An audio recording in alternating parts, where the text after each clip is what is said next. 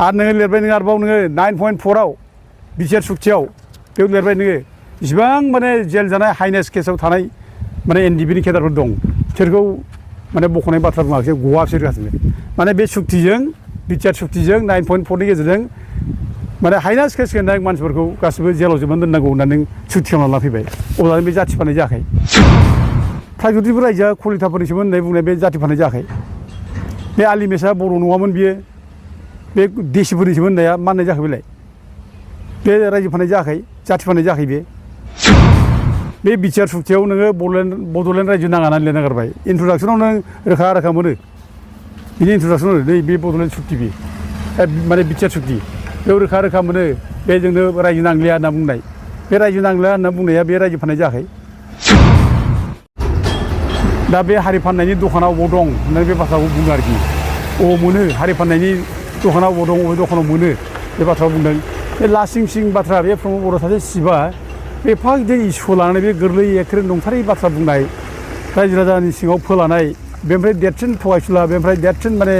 फोलाग्रा नंखाय खोथा बुंग्रा मिसलिया मानसि बेनिफ्राय थानो हाया रावबो दा नोङो जाथि फाननायनि दखान बुंमोन दंखालाय अबाव दखानाव थायो फालाय बेलाय नोङो प्राइजोतिबो रायजोआ कलिताफोरनिसोमोन होननाय बुंनाय बे जाथि फाननाय जायाखै बे आलिमेसा बर' नङामोन बियो बे देसिफोरनिसोमोन होननाया माननाय जायाखै बेलाय बे रायजो फाननाय जायाखै जाथि फाननाय जायाखै बे दा बेखौ जाथि फाननाय होनना बुङोब्ला जाथि फानग्रा प्रमद बर' होनब्ला बेयाव मा भुल दं बेथ' नंगौना आरो बेल' मानो नोङो बिटिआर सुक्ति जाय खालामनानै लाबोबाय बे बिटिआर सुक्तियाव नोङो बड'लेण्ड रायजो नाङा होननानै लिरना गारबाय इन्ट्रडाक्सनाव नों रोखा मोनो बिनि इन्ट्रडाक्सनाव नै बे बड'लेण्ड सुक्ति बे माने बिटिआर सुक्ति बेयाव रोखा मोनो बे जोंनो रायजो नांलिया होनना बुंनाय बे रायजो नांलिया होनना बुंनाया बे रायजो फाननाय जायाखै बे मानाय जादोंमोनलाय इन्ट्रडाक्सन लिरदों जोङो रायजो नांला आसामखौ बुखावा जों बेनो जों फाइनाल सलिउसन जाबाय बिटिआरानो बे रायजो फाननाय जायाखै माथो जाखाबायलाय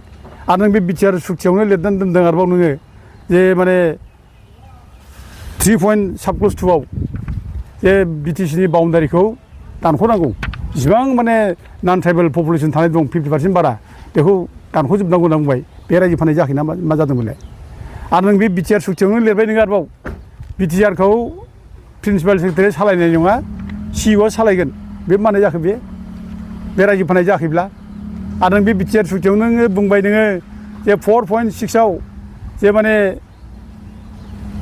माबाखौ मा होनो बे बिटिसिखौ डिसिफोरनो सालायनो थाखाय पावार हरनाय बे बिटिआर सुक्तियावनो दङ 4.6आव अब्ला नों रायजो फाननाय जायाखै माथो जाखो बेलाय ओमफ्राय नोङो 7.2आव नों लिरबाय नोङो बे जेसेबां हा हु दं बिटिसिनि फरेस्ट लेन्ड बे ग्रेजिं फिल्ड कास्ट लेन्ड ओमफ्राय रिभारेन्ट एरिया बेफोर गासैबो आसाम गभर्नमेन्टनो माने नायनो हगारना होनाय जाबाय बे रायजो फाननाय जायाखैबा मानाय जादोंमोनलाय आरो नोङो लिरबाय नोङो आरोबाव नोङो 9.4आव बिटिआर सुक्तियाव बेयाव लिरबाय नोङो जेसेबां माने जेल जानाय हाइनेस केसाव थानाय माने एनडिबिनि केडारफोर दं बिसोरखौ माने बख'नाय बाथ्रा बुङाखै गवा बिसोर गासिबो माने बे सुक्तिजों बिटिआर सुक्तिजों 9.4नि गेजेरजों माने हाइनेस केस गोनां मानसिफोरखौ गासिबो जेलाव जोबनानै दोननांगौ होननानै नों सुक्ति खालामना फैबाय अब्ला बे जाथि फाननाय जायाखै रोखा जाथि फाननाय जाबाय दा बेफोर खेथ्रआव दिनै प्रमद बर'खौ जाथि फानग्रा हारि फानग्रा होननायाव माने मा भुल दं मा गोरोन्थि दं आरो बेखौ बिथाङा जुदि बुङोब्ला अबे दखानाव मोनो रायजो फाननाय दखाना अबाव दं होनना बुङोब्ला बेनिफ्राय जगैन' नेता मा थानांगौ एथ' थुलुङा भाषा एथ' जगैन' भाषा एथ' सिरियास भाषाखौ दिनै बे माने एथ' सिरियास मेटारखौ दिनै बे अबेबा दखानाव जागोन थिनबाय बे दखानाव मोनो नामा बेखौ बे लेखायाव नायबानो जाबाय ना बे नोंनो रायजो नांला होननाय बे बिटिआर सुक्तियावनो दंना आरो नोंनि बे दानि नैबे जायनाखि बे बाजेट सेसनाव जायनाखि माबा लानाय डिसिसन लानाय 24 एप्रिलाव प्राइजोतिबो रायजोखौ माने कलिताफोरनो होननाय आलिमेसखौ नोङो माबानो होननाय देसिफोरनो होननाय बे मा होननाय जाखो बेलाय रायजो फाननाय जायाखैब्ला बे लेखायावनो दंना नों बेखौ फाग्ला थांबाथ' नों बे गोदावफोराव बे रायजो फाननायनि दखान अबाव दंफालाय नागिरना अबावबा मोनो नामा होनना बुंनाय बे मुगैथाव राव बियो जों बेखौ निन्दा खालामो आं बेखौनो दा बर' रावजों बुंलायदों प्रमद बर' बिथांखौ जे नोंथाङा रायजो फाननायनि जुदि दखान नागिरनानै मोनाखिसैब्ला दखानसो नागिरबायब्ला नों रायजो फाननानै फैनाय लेखाखौ नागिरना मोनाखिसैब्ला नोङो दखानसो नागिरबायब्ला नोङो बे माबानि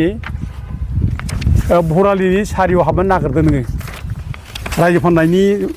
डकुमेन्टखौ नों बेयावसो मोनसिगोन नोङो लाजिनांगौ बिदि बाथ्रा बुंनो दा दिनै नों लेखा रोखा दंजोबो गासिबो नों रायजो फाननाय लेखाफ्रा रोखा दं नों बबे दखानाव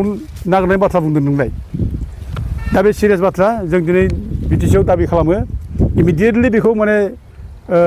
केन्सेल खालामनांगौ बे प्रागज्यतिसपुर रायजोखौ जे कलिताफोर होननाय बेखौ जों माने केन्सेल खालामनांगौ इमिडियेटलि आरो केन्सेल खालामाबा लासिंसिं जागोन बर'फ्रा दिनै आलिमेसनि बाथ्रा बेखौ जुदि देसिफोरजों हगारना होयोब्ला बर'फ्रा लासिंसिं जागोन कलिताफ्रा रंजा खुसि मालाय बिरादनो प्रागज्यतिसपुर रायजो दिबस पालन खालामगोन